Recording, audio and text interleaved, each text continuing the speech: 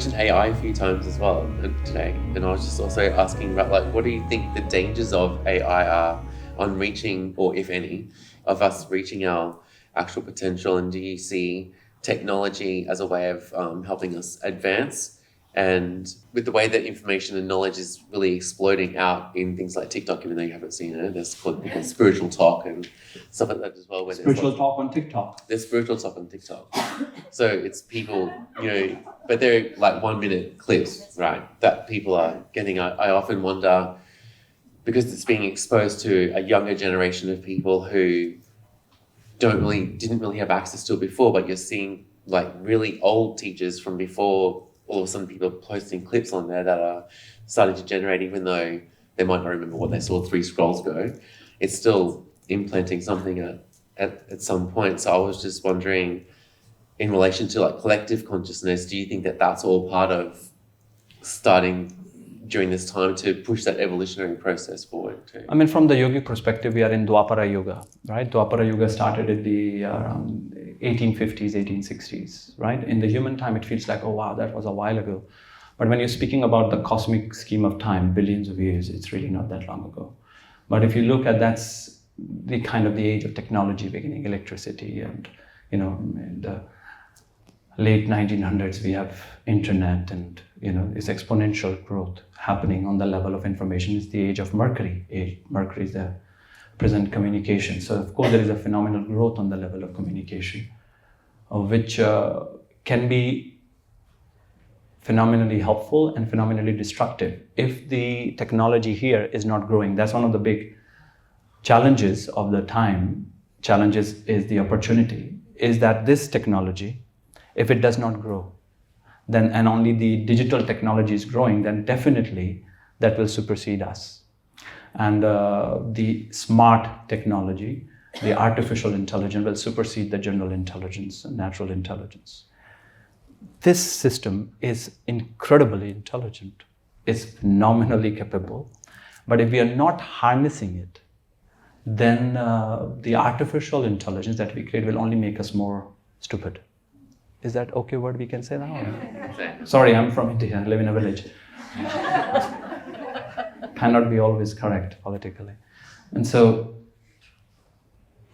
the word talking about AI as a threat, it is very much real if the general intelligence, this natural intelligence, is not being enlivened.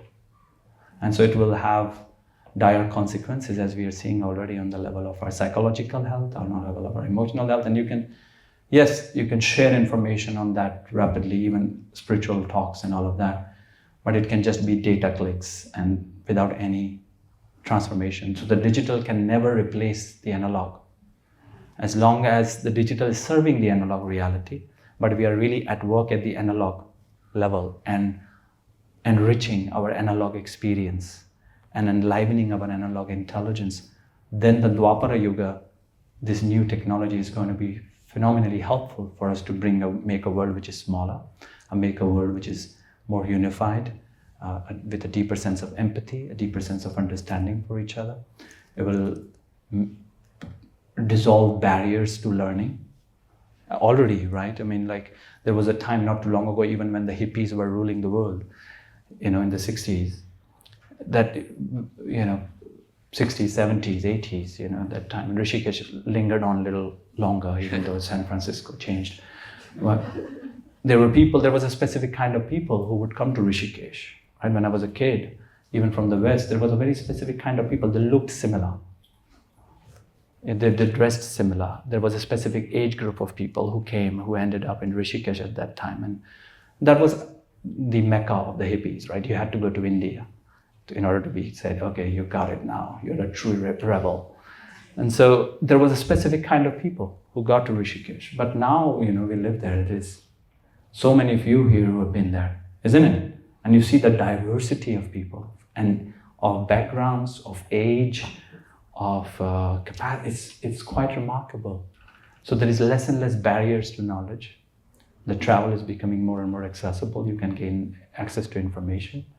So the technology is here to stay, and it can be of great service. But if we overly rely just on that, on the digital, and we lean on that, then it will make us more and more limited and will make us more and more discontent and unhappy. Doesn't matter how much followers you might have on the digital landscape, how much crypto you might have in your digital wallet, does not matter, or on TikTok or whatever. You will feel more and more unfulfilled because the digital can never replace the analog. It's a grosser reality that we create. But it can be of great use if we are recognizing the primacy of the analog reality and really refining and accessing the full potential of this system.